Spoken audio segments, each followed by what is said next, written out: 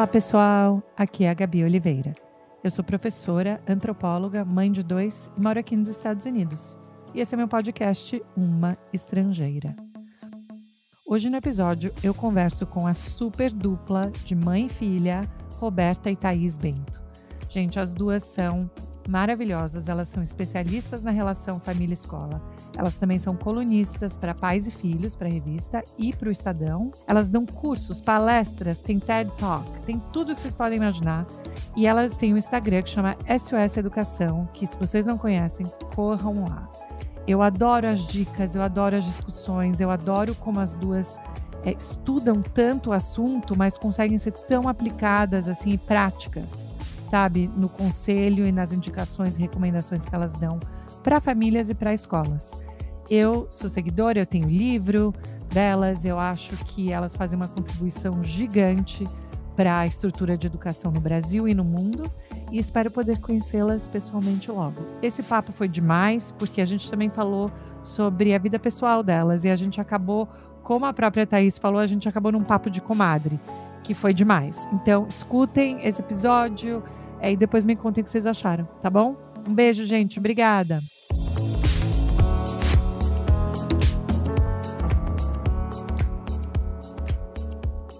Thaís e Roberta Bento, super obrigada, bem-vindas aqui à nossa conversa, aqui ao podcast.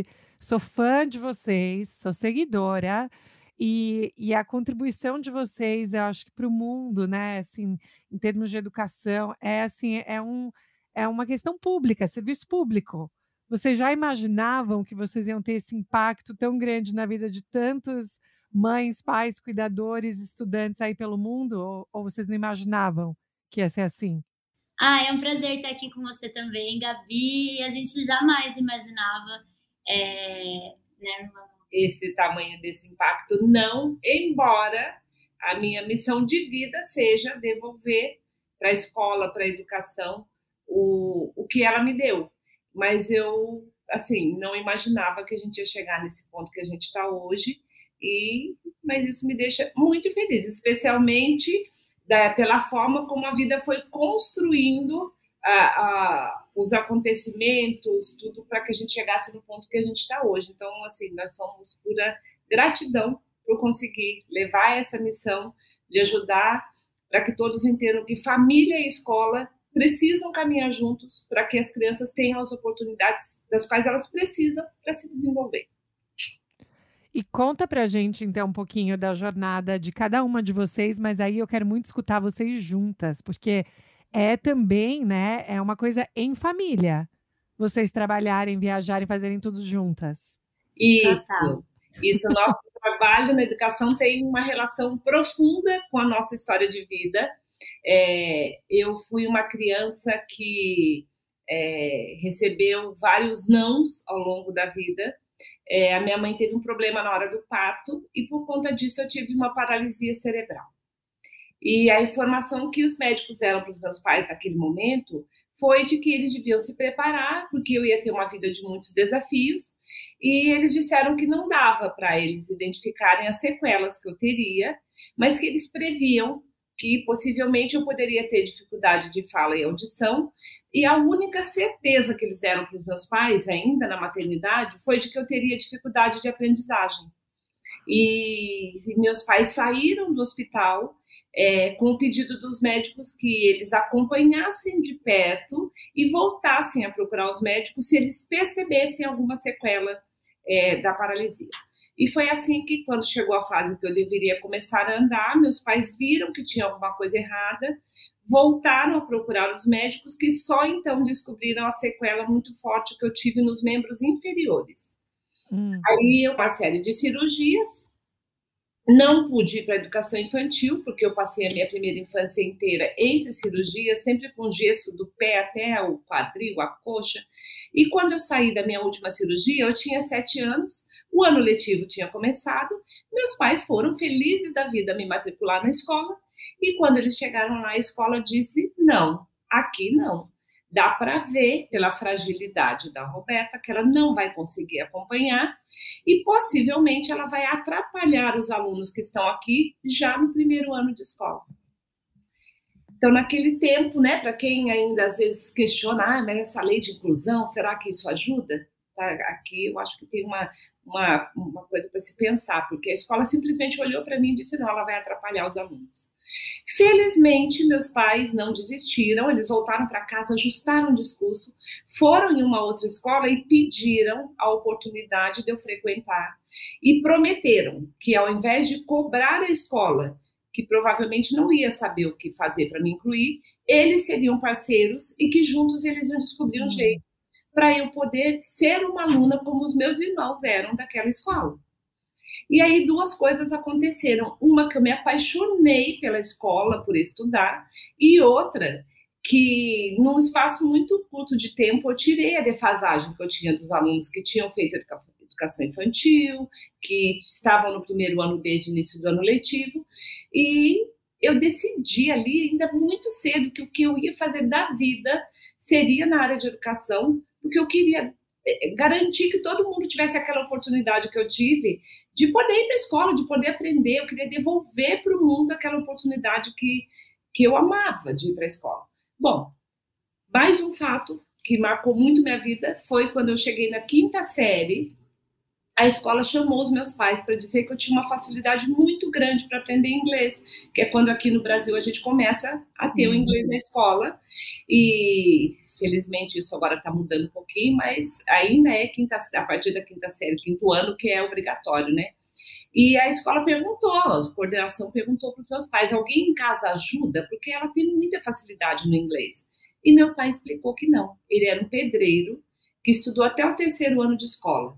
E minha mãe é uma dona de casa que terminou a 4ª série e não estudou mais. E naquele tempo, gente, lá meados dos anos 70, a gente não tinha onde ouvir inglês. De vez em quando uma música no rádio e olha lá, né? Bom, mas meu pai saiu dessa reunião com a escola e foi procurar um curso de inglês para mim, porque ele falava que assim, se a escola disse que eu tinha aquele talento, ele queria arrumar um jeito de investir nisso. E só que, com o salário de pedreiro, ele sustentava uma família de 6 pessoas. Nós somos 4 irmãos, mais meu pai e minha mãe, então ele não tinha a mínima condição de pagar um curso de inglês. Mas ele bateu de porta em porta e não desistiu até achar uma escola que aceitasse a proposta dele, que era me dar uma bolsa de estudos em troca do que ele podia oferecer, que era o serviço dele de pedreiro. E ele conseguiu achar um curso que aceitou essa proposta, e isso impactou o resto da minha vida. Quando eu entrei na faculdade com 17 anos, eu já falava inglês, e entrei na faculdade de letras, que é o que eu queria, e eu ganhei uma bolsa de estudos, quando eu terminei a faculdade, para fazer uma especialização na Inglaterra, em formação de professores para ensino de inglês como língua estrangeira. Aquela mesma criança lá que disseram que não ia andar, não ia falar, não ia aprender. Fiz minha especialização. Quando eu voltei para o Brasil, eu fui coordenar algumas escolas em Santa Catarina, fui morar em Florianópolis por um acaso, nós somos de São José dos Campos, no interior de São Paulo. Eu ainda moro em São José dos Campos, a Thaís mora em São Paulo. E lá, em Florianópolis, eu fui convidada para corrigir as provas de inglês do mestrado da UFSC. Então, eu tive a sorte de, num momento muito marcante da nossa história, eu estava dentro da UFSC e trabalhando numa rede de escolas que foi a primeira a levar o computador para dentro da sala de aula. E eu tive uma ideia de criar um projeto para levar o ensino de inglês para mais pessoas, porque aquilo tinha feito tão bem para mim, e naquele tempo foi um projeto muito inovador, gerou várias reportagens em jornais. Em 1995, eu vi a internet na faculdade, eu fiquei encantada, mas era aquela internet de escada, lenta, mas era uma maravilha aquilo. Essas reportagens no jornal geraram um convite para eu trabalhar numa empresa que estava chegando no Brasil, com a proposta de integração da tecnologia na educação, e essa empresa estava em 89 países. Eu voltei para São Paulo, aceitei o convite, e entrei como assistente pedagógica, me tornei gerente, depois a primeira diretora mulher da empresa, e depois vice-presidente dessa empresa, e eu viajava o mundo inteiro, para onde me dissessem que a educação estava funcionando, eu ia lá ver o que estava acontecendo, para cumprir a minha missão de trazer para o Brasil, implantar aquilo, ou trazer inspiração, ou fazer parcerias, para ajudar a melhorar a qualidade da educação aqui no Brasil, especialmente do ensino público. Então, de repente, eu me vi cumprindo a minha missão, devolvendo para a escola o que ela me deu e achei que era ali que eu ia me realizar pelo resto da vida. Porém, a educação é minha missão. O meu sonho de vida era ser mãe, era gerar um filho. E foi quando, ao longo desse trajeto profissional, eu vi um momento que eu falei, acho que agora é a hora. E, de novo, eu ouvi da medicina, não. Por conta das sequelas que você tem da paralisia, você não consegue levar uma gestação até o final. Aí, eu fiquei um tempo tentando processar essa informação, até que um dia eu pensei assim, oi, essa mulher para quem estão dizendo não, você não consegue, também foi uma criança para quem disseram não, não vai dar, você não vai conseguir, não dá. E eu decidi que eu ia tentar realizar meu sonho. Engravidei e, a partir do 5º mês, eu entendi o que os médicos estavam tentando dizer.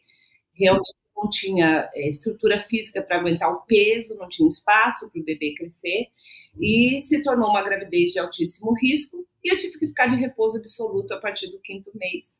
Todo mês tendo que decidir entre antecipar uma cesariana para tentar salvar o bebê, ou tentar mais um mês para o bebê ficar mais forte.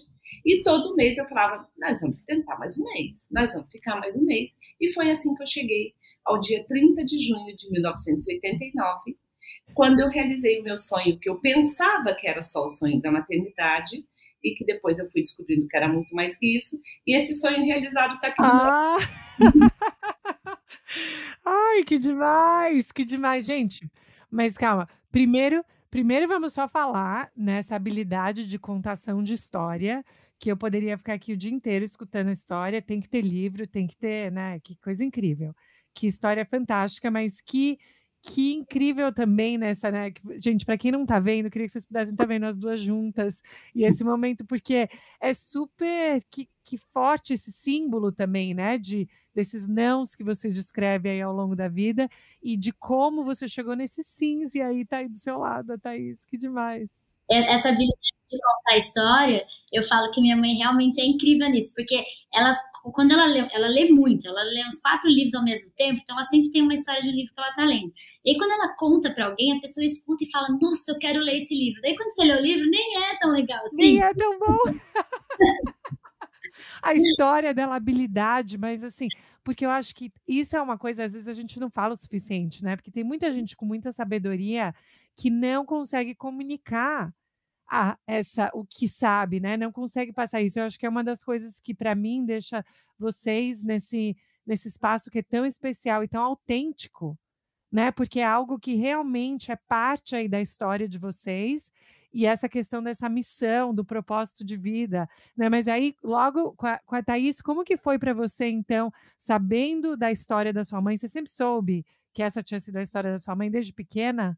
Sempre soube e sempre, minha mãe sempre trabalhou muito, então sempre o trabalho dela fez muito parte do nosso dia a dia em casa mesmo. Então, quando eu era pequena, ela sempre tinha uma salinha de aula no fundo de toda a casa que a gente morava, ela sempre montava uma salinha de aula para ela dar aula particular depois que ela chegava do trabalho.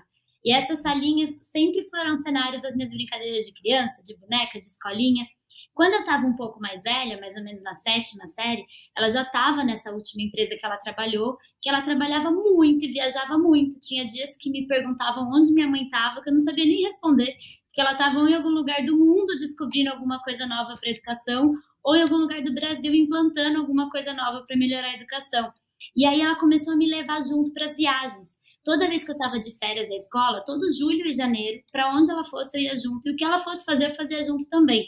Desde visitar escolas modelo até fazer cursos em universidades. Eu convencia as universidades nos Estados Unidos, para o país que eu fosse, de deixar a Thaís ficar do meu lado ali como ouvinte. E no fim, o pessoal gostava, porque daí a gente já aproveitava que tinha uma aluna ali, a gente já envolvia, e daí disso para a Thaís começar a fazer os cursos juntos e receber essa educação foi um passinho. Mas, mesmo assim, quando eu me formei no ensino médio, apesar de assim, tudo parecer que eu iria para a área de educação, eu não fui fazer faculdade de administração. E durante a faculdade eu comecei uma marca de moda. E, Gabi, foi aí que eu te conheci, faz muito tempo. Até sério? A gente chegou, eu trabalhava com a Beta, era a nossa agência. E aí ela mandou você pra Mica. E aí foi nesse caminho que eu comecei a ver você no Instagram dela. Ai, que legal. 2010. A faculdade comecei em 2007, mas foi um pouquinho depois disso. Vendi a minha marca de roupa depois de um tempo. E durante a faculdade, eu comecei a dar aula de inglês na escola que tinha na frente da faculdade, atravessando a rua da FAAP, aí em São Paulo, lá em São Paulo. E aí, quando eu entrei em sala de aula, como professora pela primeira vez, me deu o clique de, nossa, é isso que eu quero fazer da vida. Então eu digo que não fui eu que fiz, foi o clique que fez. Ela queria ir para a área de educação, nada. Aí, o clique não tem nada a ver com a minha mãe, com a minha história de vida, foi o clique. Prestei vestibular de novo, me formei em pedagogia na USP. Ficou um tempo fazendo as duas faculdades, ela fazia administração de manhã, dava aula de inglês à tarde e fazia pedagogia à noite.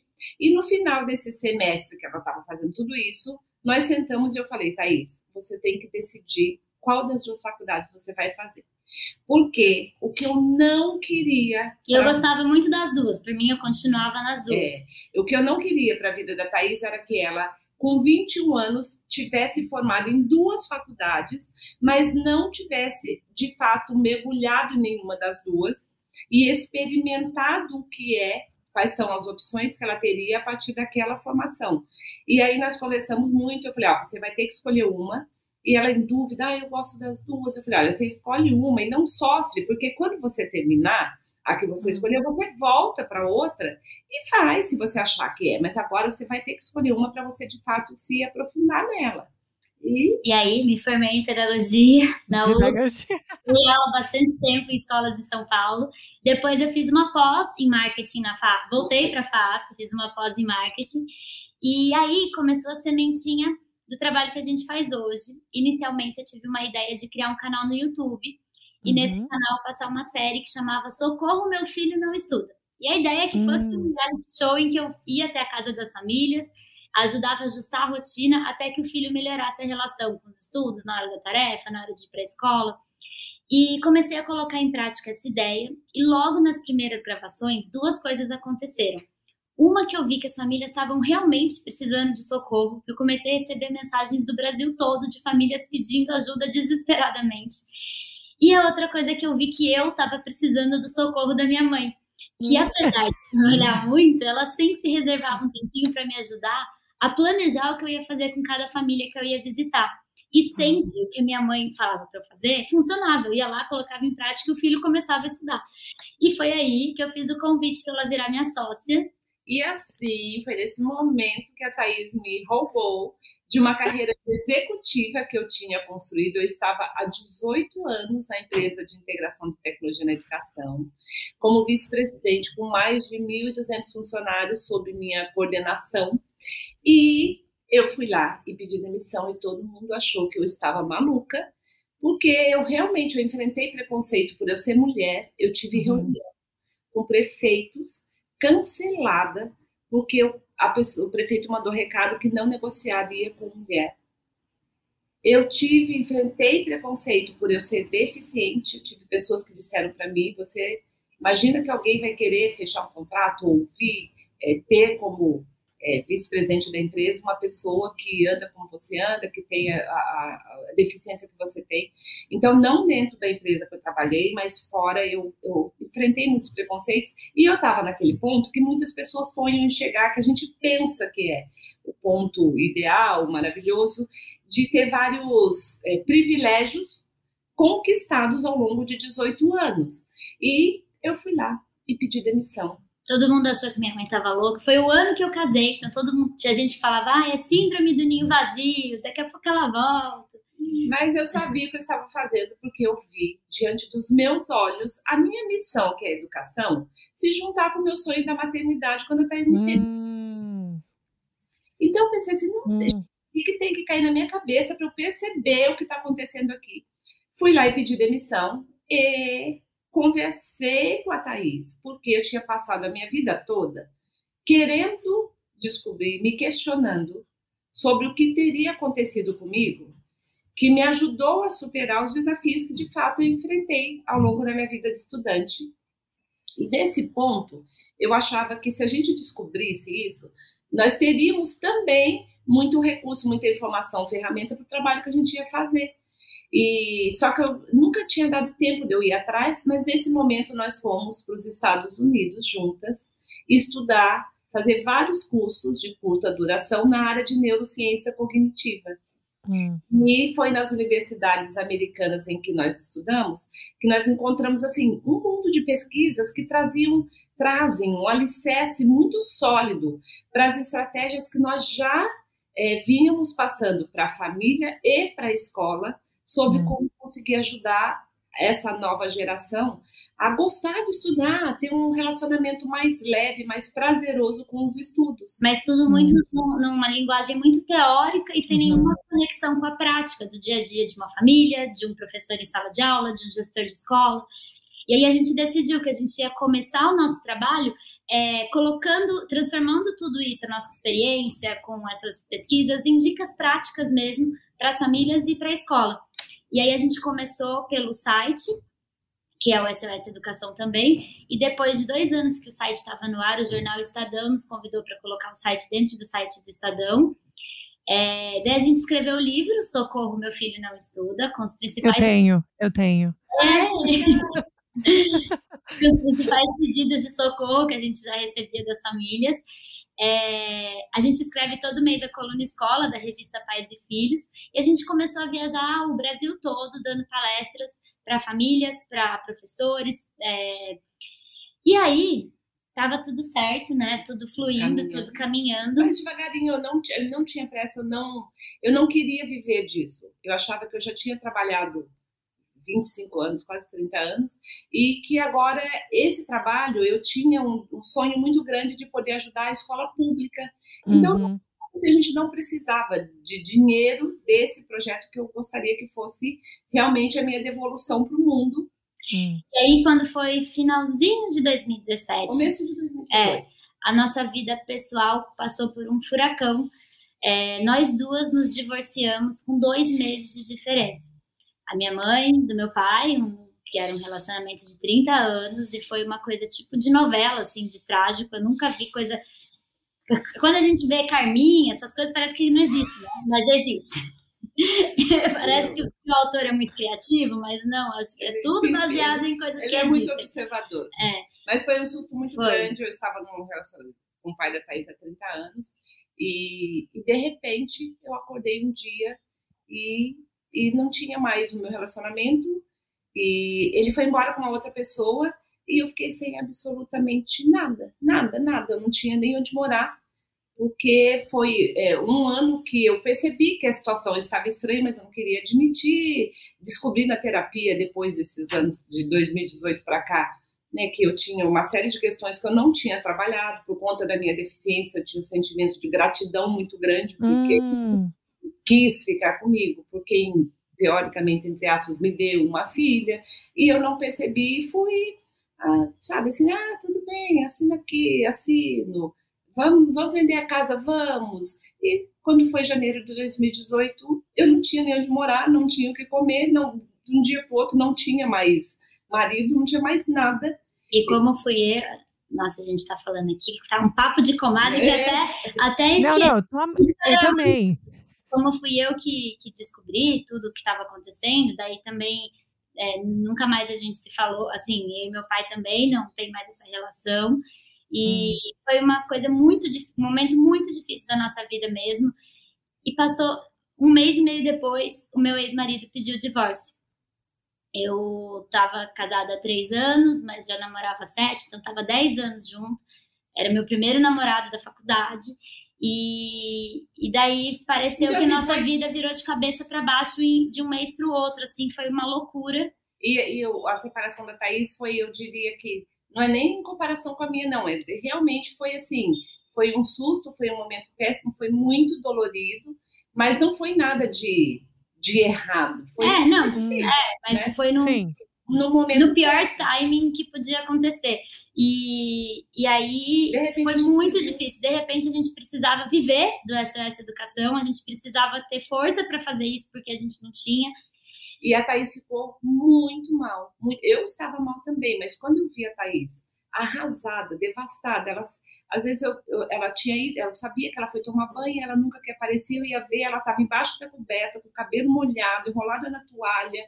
Assim, eu estava vendo que ela ia entrar num processo de depressão muito grande, e foi uma noite, eu lembro direitinho que eu pensei assim, se tem alguém que pode mostrar para ela que existe maneira da gente recomeçar na vida, tem que ser eu.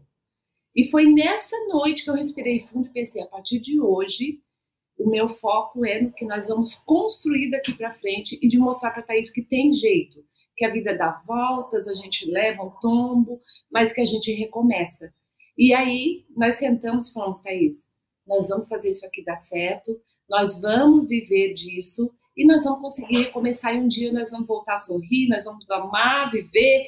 E foi assim que a gente recomeçou, focou no nosso trabalho. E aí o ano de 2018 foi assim muito difícil, a gente ia dar palestras, a gente ia se maquiando e chorando, se maquiando e chorando.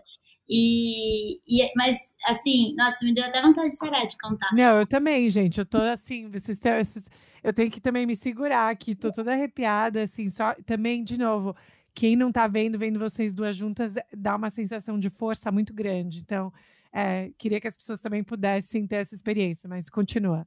Mas a nossa vida é muito legal o quanto tem de... Parece coincidência, mas eu acho que não existe coincidência no universo, né?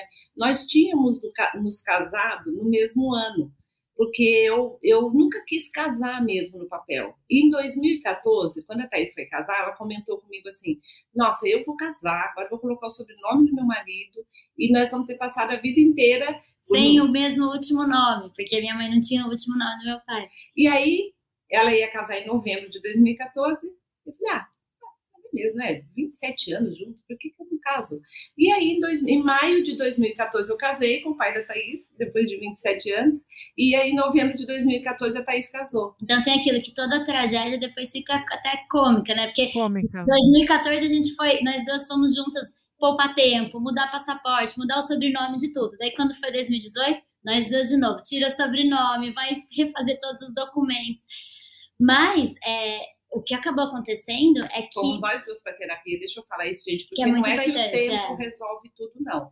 Eu sou, hoje, essa Roberta que eu sou, é o resultado de muita terapia, de muita descoberta de coisas sobre mim mesma, que eu precisava descobrir para dar conta de superar tudo que a gente estava vivendo, e a Thaís também, que a terapia ajudou muito a gente. E aí, 2018 foi o ano que o SOS Educação bombou. A gente teve mês que a gente deu 28 palestras no mês, pelo Brasil todo. A gente dormiu uma noite em casa. E a gente ia chorando e se maquiando. O meu cabelo caiu muito. Eu tive que usar aplique na época, porque cai, né? Emocional isso. Uhum. E eu emagreci 10 quilos. Eu já sou pequena e magra. Eu fiquei pesando 41 quilos. E eu engordei 12. Então, a gente ficou um contraste bem grande. Distribuiu. E aí a gente começou a postar mais nas redes sociais, além do conteúdo de educação, que era o que a gente já postava, também muito da relação de mãe e filha, de como desse momento que a gente estava vivendo, não contando o que aconteceu, mas contando sobre viver momentos difíceis, como é passar o ano novo, que todo mundo está super feliz, parece que você tem que estar feliz, mas daí você, né? A gente começou a postar tudo isso também nas nossas redes sociais. E foi aí que deu o boom no nosso Instagram, que aumentou muito o número de engajamento, o quanto as pessoas começaram a seguir o nosso conteúdo de educação mais envolvidas com essa questão de mãe e filha, da verdade, da vida mesmo que a gente estava vivendo. E nesse meio tempo nós fomos também, assim, descobrindo como que ia ser a nossa vida depois de separadas, porque quando a gente se separa não é só o marido que vai embora, é a família do marido, são alguns amigos em comum. É você também, né? Porque você tem que entender com outro papel que você enxergava. A sua identidade, né? Impacta a sua identidade como pessoa que vivia aquele relacionamento. E todo o futuro que você imaginava também, você precisa reconstruir. Então, minha mãe tinha saído... Nunca tinha morado sozinha, né? Eu com 21 anos eu tinha ido morar com o meu ex-marido. Então, assim, para mim era realmente, meu Deus, o que é isso? Como vai ser isso, né? E essa reconstrução nós fizemos juntas com o apoio dos meus irmãos, do meu pai, que sempre foi muito presente, e de amigos que estenderam a mão e estavam ali para gente, para aguentar nosso chororô, porque a gente chorou muito, e devagarinho esse mundo foi se transformando. Nós tivemos também um período de decisão, porque a Thaís morava sozinha em São Paulo desde os 17 anos, quando ela foi fazer faculdade. E eu odiava morar em São Paulo. Então, eu ia para todo domingo eu voltava para São José, toda sexta eu voltava para São José, e domingo eu ia chorando para São Paulo, de tem que voltar durante a faculdade, né? E quando eu casei, o meu ex-marido é de São Paulo, mas eu até convenci ele de morar um pouquinho em São José. E aí, depois a gente foi para São Paulo, mas aí quando eu separei, todo mundo falava assim, agora você vai voltar a morar em São José, porque você sempre odiou São Paulo. Aí eu separei, olha como realmente a gente muda, né? E muda tudo que a gente pensa. Daí eu vim morar com a minha mãe por 2 meses, e daí eu falei, nossa, eu não aguento mais ficar aqui em São José, eu gosto de São Paulo. Agora faz 4 anos que eu moro em São Paulo, gostando de São Paulo, mas faz 17 que eu moro em São Paulo. Então eu tenho lá em São Paulo, no apartamento da Thaís, ela tem um quarto aqui em São José dos Campos, no meu apartamento, e nós moramos por aí. Onde a educação chamar, precisar, é lá para lá que nós vamos.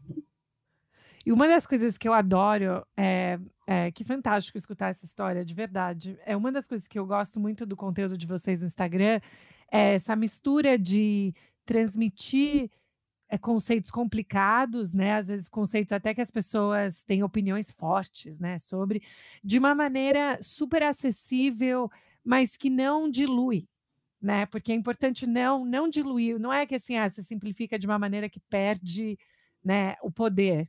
Mas mesmo eu gosto até de uns vídeos. Um dos vídeos que eu gostei que vocês estavam fazendo era até falando, num grupo de WhatsApp, né, dos pais. Aí falando, a professora escreveu desse jeito e ela cometeu erros, né, ortográficos, e aí já começa todo aquele julgamento. Então, assim, tem vários vídeos desses cotidianos. E quando foi para vocês falaram, olha, a nossa presença no Instagram, né, o conteúdo que a gente vai colocar, pode ser que as pessoas tenham opiniões sobre, mas a gente vai continuar colocando esse conteúdo porque é muito importante ter essa conversa, né? Como que foi esse processo para vocês? Então, foi assim, eu tinha comentado que nós fomos juntas estudar neurociência cognitiva, porque eu queria entender o que aconteceu comigo, mas inicialmente nós ficamos tão encantadas com as pesquisas, com a possibilidade de levar isso para as famílias, para os professores e para os gestores escolares, que eu esqueci que eu tinha ido buscar a resposta para mim. Depois que nosso trabalho estava andando, eu falei, opa, deixa eu ir lá, voltar lá, que eu quero entender o que aconteceu comigo. E eu descobri que eu sou a prova viva de uma das descobertas mais recentes da neurociência, que é a neuroplasticidade. A capacidade do cérebro se recompor, se reestruturar em qualquer fase da vida, especialmente na infância, quando os estímulos necessários estão presentes.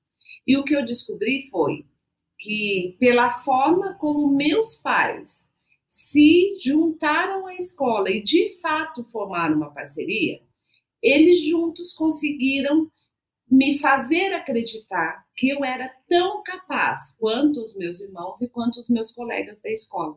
Então, embora não existisse lei de inclusão, ninguém soubesse ainda como fazer inclusão, a força que a parceria da família com a escola tem é tão grande que não tem diagnóstico médico capaz de combater ou quebrar essa união.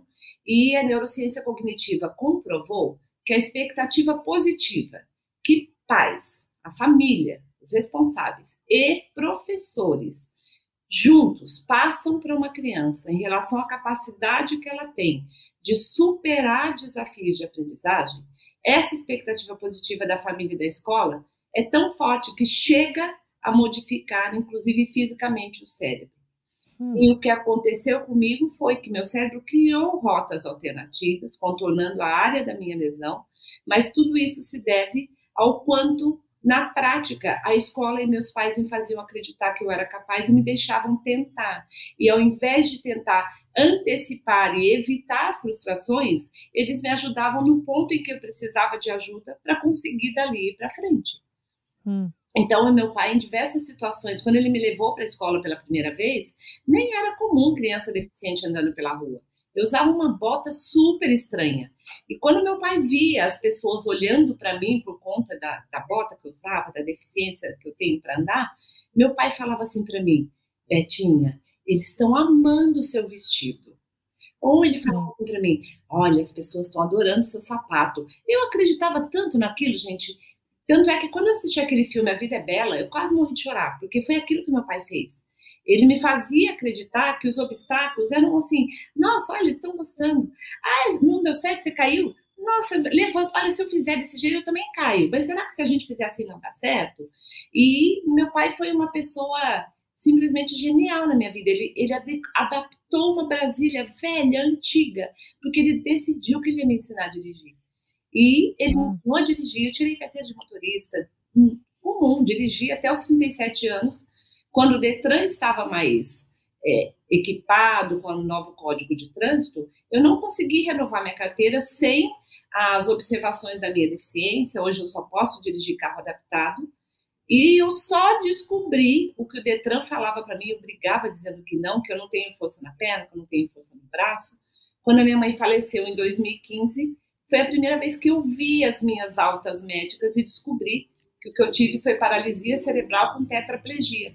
Mas a neurociência cognitiva me ajudou a entender. A força que meus pais e a escola me deram juntas me fizeram acreditar que eu era capaz. E hoje em dia não são só as crianças com deficiência que precisam disso.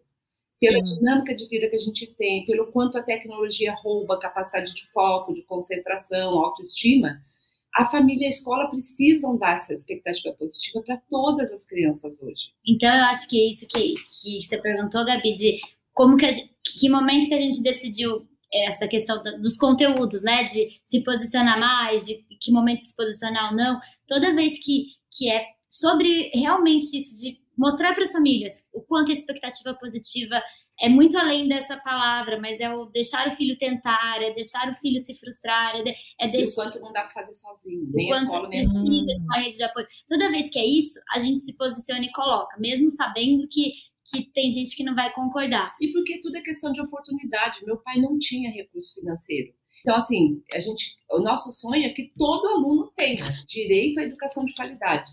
Mas a gente tem que aproveitar o que tem disponível enquanto a gente luta pelo que não tem. Então, a nossa luta também é assim, se eu sentar aqui e começar a chorar pelo que falta na educação, esses alunos vão crescer, que estão na escola hoje, e vão perder a oportunidade que eles precisam. Então, a nossa luta é de ajudar a família a dar conta, porque não é pouco o desafio de educar hoje. E aí, o Instagram acabou se tornando um meio com que a gente chegava rapidinho nas pessoas, e a gente conseguiu sentir uma interação ali que permitia para nós falar, bom, é por aqui, vamos colocar isso aqui que tem bastante gente que vai ver, é possível de compartilhar, é democrático, você não precisa pagar para estar lá. Então, esse foi um caminho e que gerou até um convite para nós irmos para o Canadá e um convite que nos permitiu hoje sermos membros do Conselho Acadêmico de uma Universidade de Vancouver por conta do trabalho que a gente faz no Instagram. As famílias. Gente, que fantástico. Eu tenho que trazer vocês para cá também, vou dar um jeito, porque tem muito, aqui onde a minha pesquisa, tem muitos imigrantes brasileiros, né, que eu trabalho. Aqui existe uma questão que eu achei super interessante que você mencionou, Roberto, essa questão de o seu pai, quando ele foi lá na escola de inglês, ele falou, o que eu posso oferecer, né, que é do meu, que faz parte do meu mundo. Né? E não essa ideia do que a gente vê muito em escolas, e aí eu também queria perguntar a diferença entre escolas privadas e públicas também, né? Mas assim, aqui nos Estados Unidos a gente vê que existe um modelo de participação da família na escola e que, especialmente famílias imigrantes ou famílias de minorias, né, que não compartilham desse modelo, que é um modelo meio que foi fundado, né, começado pela classe média branca aqui nos Estados Unidos, que é quem meio que modelou como participar. E aí qualquer participação que não seja aquilo é vista como um déficit, né? Ah, os pais não ligam, os pais não estão na escola, mas muitos professores não sabem que os pais têm 3 trabalhos diferentes, que o transporte é complicado, mas que não é que eles não ligam para a educação do filho, né? Então, assim, eu acho que tem muito desses mal entendidos ou dessas classificações do que é uma participação positiva né, da família. E aí, do outro lado, a gente vê nas escolas privadas aqui, os pais vivem nas escolas, demandando um monte de coisa e não ajudando, às vezes, no desenvolvimento da comunidade como um todo. Como que vocês veem esse equilíbrio, né, da participação, que é realmente uma colaboração, uma parceria e não uma imposição de valores, por exemplo? Gabi, a gente vê como realmente um desafio que todo mundo está enfrentando hoje de conseguir definir qual que é esse papel da família, porque a gente tinha, até pouco tempo atrás, isso mais claro, porque tem até aquela fala que as pessoas usam, a família educa, a escola ensina, e isso fez sentido em algum momento do passado. Mas hoje não existe mais uma linha que separa, aqui é a escola que ensina, aqui é você que educa. Porque, por vários motivos, um deles é o quanto, hoje em dia, muitas crianças só têm a oportunidade de conviver com outras crianças da mesma idade na escola. Antes não, né? Antes tinha irmão, tinha primo, então a gente já ia para a escola com várias habilidades desenvolvidas que a gente conseguia aplicar ali com os amigos. E hoje não, hoje a escola também faz parte dessa educação que não tem como os pais fazerem em casa. Por outro lado, tem muita coisa que antes a gente desenvolvia em casa, como, por exemplo, paciência, concentração, quando a gente tinha que esperar a semana inteira para ver o nosso programa de TV preferido, a gente estava desenvolvendo paciência, quando a gente tinha que esperar na rádio para ouvir uma música. Eram vários momentos do nosso dia a dia que colaboravam para a gente desenvolver uma base de habilidades em casa, naturalmente, sem que os nossos pais precisassem parar para ensinar para a gente. E aí, quando a gente ia para a escola, a gente já tinha essa base pronta para conseguir se relacionar bem com os estudos. E hoje, no automático, as crianças não desenvolvem habilidade para lidar com a frustração, persistência, paciência, concentração, resiliência em casa. E aí, precisa, sim, hoje, de um trabalho da escola, de ajudar também as famílias a saberem o que elas podem fazer em casa, nesse mundo que a gente vive hoje, que é tudo resolvido num clique, de um jeito muito rápido, muito personalizado, aproveitando todos esses benefícios que a gente tem hoje, mas garantindo que os filhos desenvolvam essas habilidades também em casa. E então a gente enxerga muito como papel da escola de ajudar as famílias a entenderem o que elas podem fazer, porque acontece muito isso de a escola chama a família e fala, o seu filho não para quieto na hora da aula. A mãe vai para casa, ela não sabe o que fazer com essa informação. Ela não sabe, na hora da refeição, deixa ele sem tela. Na hora que ele for brincar de um brinquedo, fala para ele brincar com uma coisa de cada vez. São várias dicas práticas que a escola precisa saber para poder passar para a família, que hoje em dia também não está sabendo como fazer. Ou né? a lição de casa, ou o momento de estudar para a prova, que dá o desespero na mãe, no pai, ou às vezes na avó que cuida, e eles tentam ajustar aquele momento ou pedir para a escola, olha, não manda tarefa, porque ele não dá conta, ele não consegue fazer, e essa família não sabe que tem pequenos ajustes no dia a dia ali em casa que vão permitir que esse aluno desenvolva as habilidades que ele precisa para exercer o papel de estudante, de aprendiz, que hoje não vai mais acabar, nem quando ele entrar na faculdade, nem quando ele terminar a faculdade, vai ser para o resto da vida.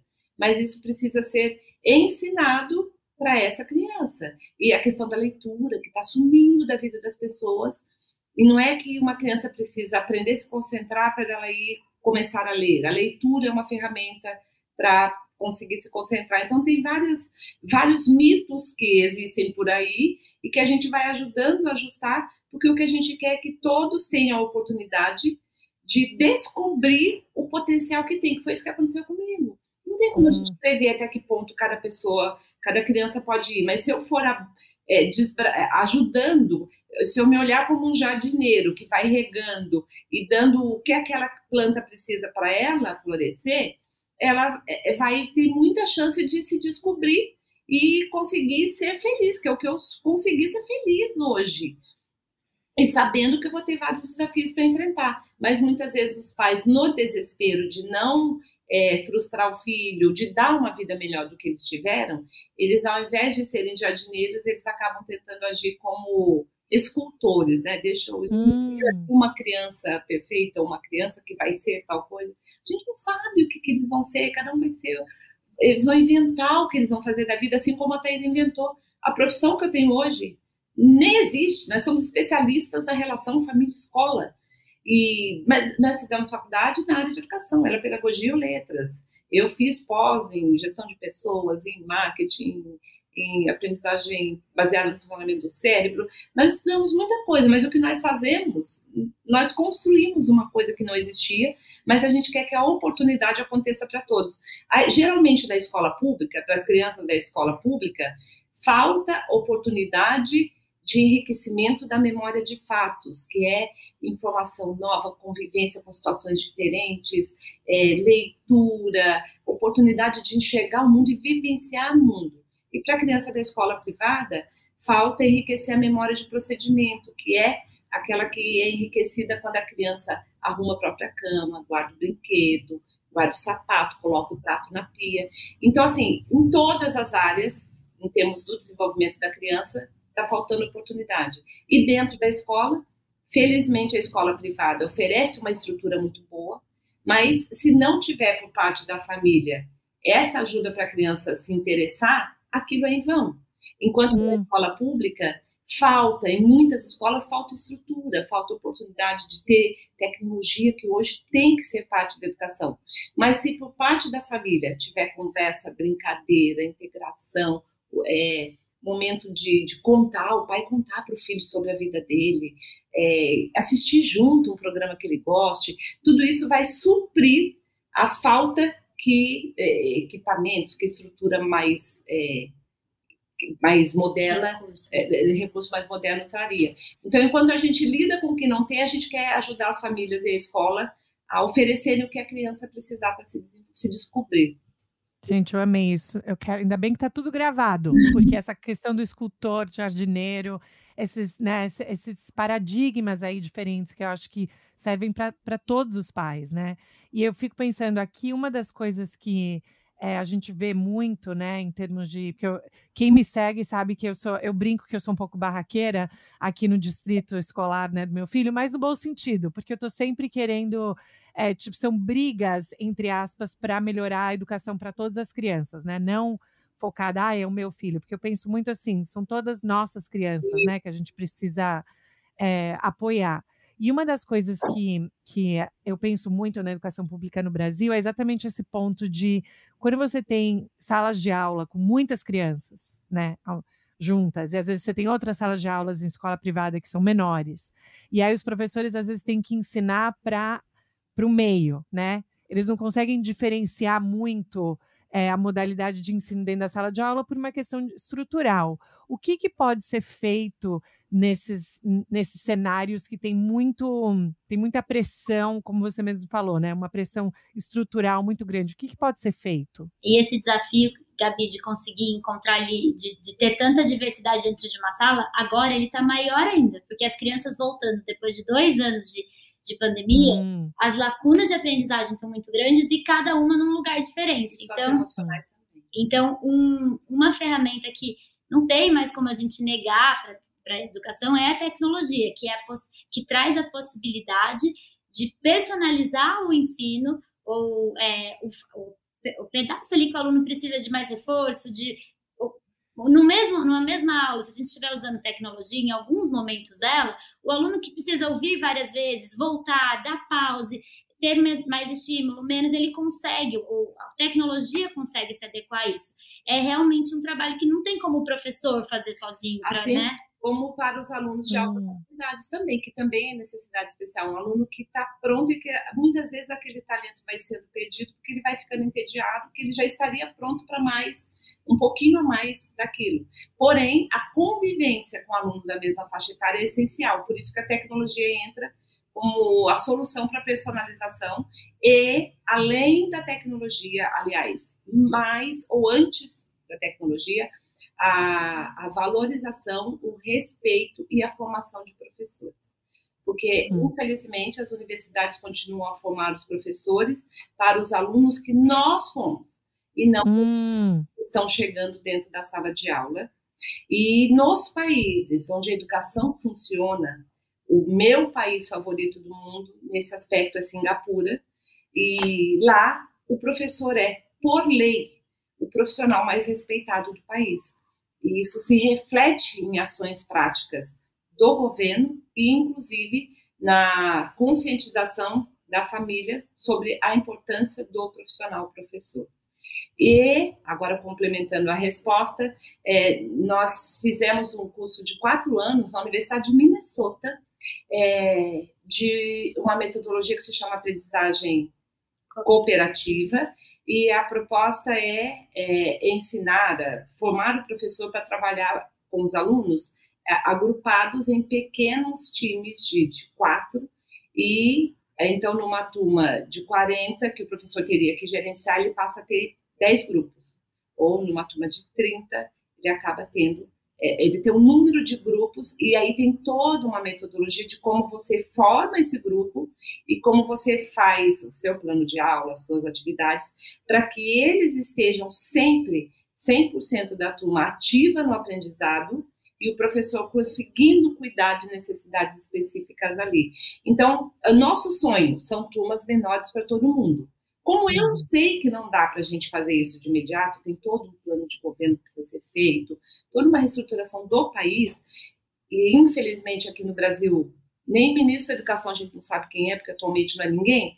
Então a gente sabe assim, eu não vou ficar aqui esperando que as turmas fiquem menores, então a gente vai levando opções como que você tira o melhor de turmas maiores, porque tem escola aí nos Estados Unidos que nós já visitamos, tem uma em Tampa, na Flórida, que eu adoro, que as turmas são pequenas, são 10 alunos, porém as salas de aula têm uma parede que é móvel, tipo aquelas de auditório de hotel, que se aumenta a sala, diminui a sala, e em alguns momentos essa parede é aberta e as turmas se juntam para que eles trabalhem, ao invés de 10, que tenha 20 alunos, porque a atividade proposta traz possibilidade desse aluno trabalhar com mais diversidade, de ter opiniões diferentes, de se juntar. Ou seja, em alguns momentos, ter bastante aluno é bom, mas desde que eu saiba aproveitar esses momentos.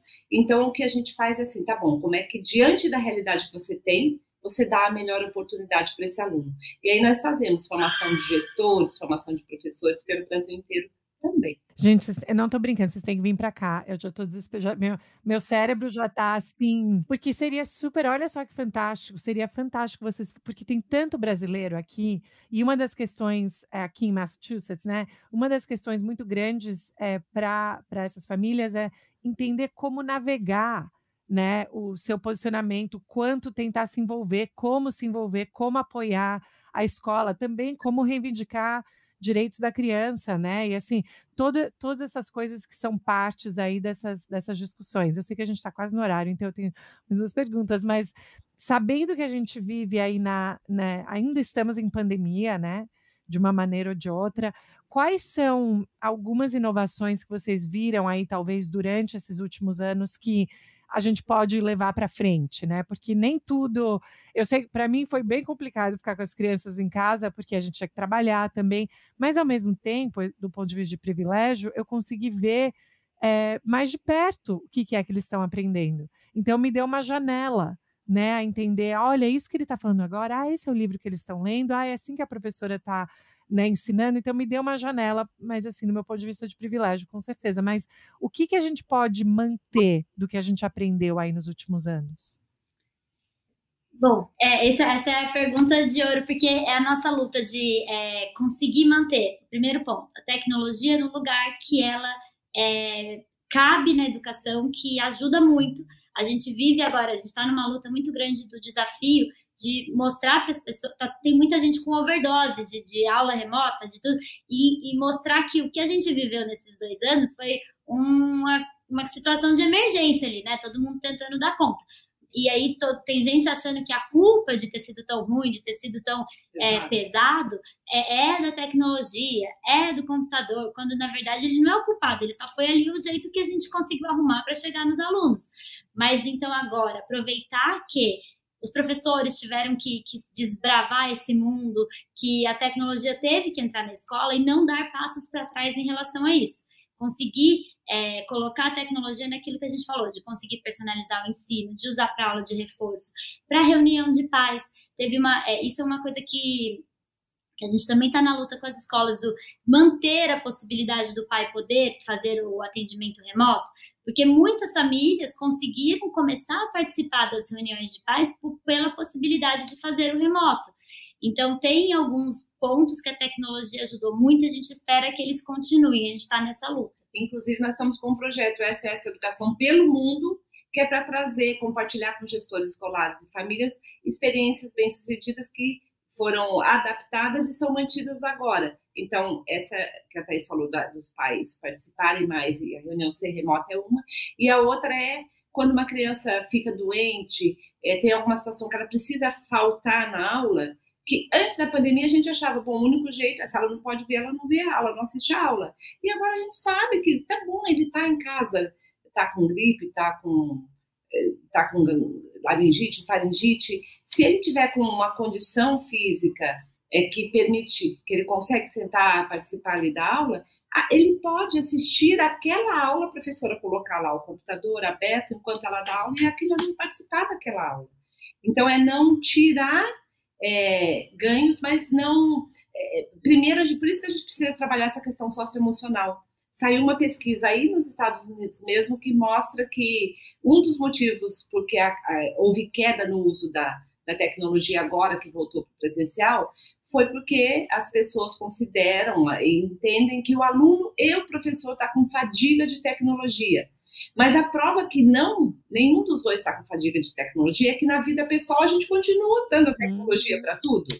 A gente só precisa quebrar esse trauma que ficou de que foi muito pesado fazer o remoto, para os dois lados, para a família e para a escola. Mas se a gente agora trouxer na medida em que a tecnologia cabe, que não é substituindo interação, não é substituindo o ser humano, mas é mantendo oportunidades onde antes ficava um vazio. Então, é isso que a gente quer. Eu estava lendo alguma outra pesquisa também falando isso, que a questão da tecnologia é o como, né? É muito mais importante a gente pensar no que é, no como a interação é, do que só demonizar e falar, não, né, tem que tirar isso. E a gente tem só um tempo mais para... Qual é um mito, vamos fechar com isso, qual é um mito muito grande que vocês sentem que vocês têm que combater sempre nas palestras, assim, a pergunta número 1 que vocês recebem, que vocês falam, poxa vida, isso é um mito e a gente gostaria de quebrar isso olhando para o futuro? Eu acho que o meu filho não se interessa pelos estudos. É isso que a gente socorro, meu filho não se interessa pelos estudos. É isso que a gente recebe e a gente fala, não. Toda criança, todo adolescente adora fazer novas descobertas, adora procurar caminhos, adora se descobrir e a maneira como acaba ficando pesado o estudar, senta aí para fazer sua lição e não levanta enquanto não acabar, ou se você não for para a escola, ou acabou quando está chegando final de férias ou de feriado, que às vezes, assim, sem perceber, o pai e a mãe falam assim, a partir de amanhã acabou a folga, hein? Amanhã tem aula, acabou a boa vida. Então, assim, a gente solta coisas que a cabeça deles é uma esponja, então eles vão ficando com aquilo, com uma sensação de que aquilo é pesado, de que aquilo é difícil, e que é o estudar. E não é conseguir se concentrar, é conseguir fazer uma coisa de cada vez, é assumir responsabilidades. Então, quando nós ajudamos no desenvolvimento dessas habilidades que eles aplicam na hora de estudar, na hora de aprender, o prazer por aprender é descoberto, é encontrado, ele está ali.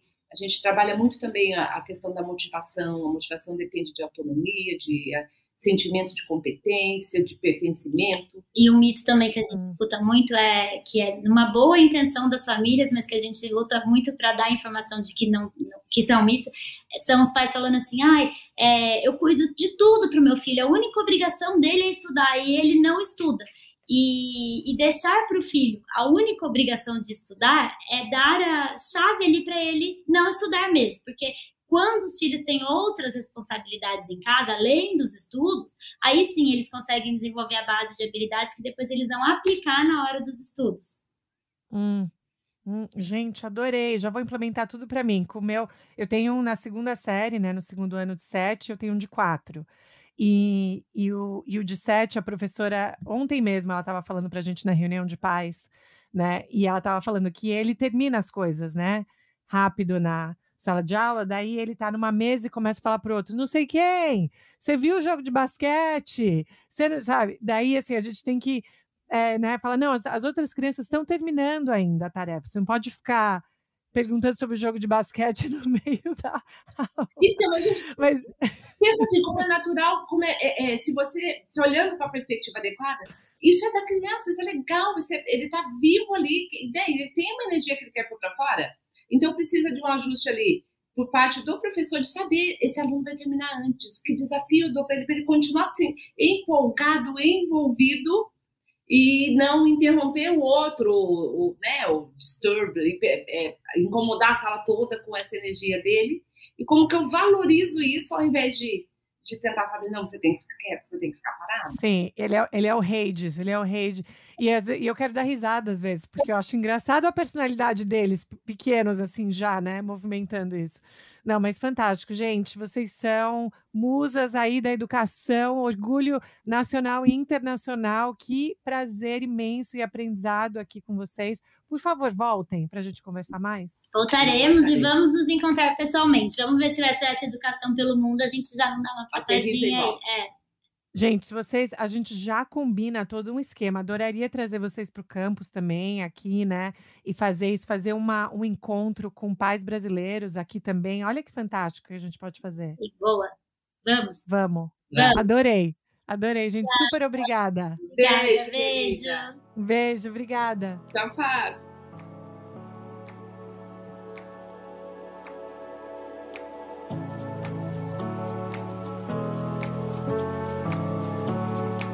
E aí, pessoal, gostaram? Nossa, não só eu amo o conteúdo delas na questão de educação, mas as duas juntas ali foram de uma força, né? A história delas, para mim, é a história de força, de determinação, de conquista e realmente pensando numa educação de qualidade para todos. Eu fico tão inspirada que vocês sabem que educação é minha paixão e eu amo.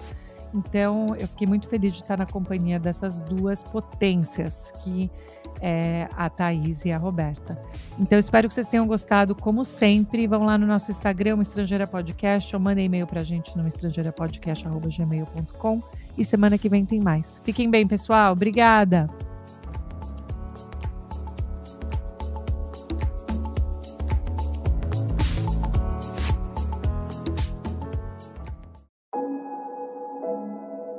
Esse podcast foi editado por Fábio Guerrara.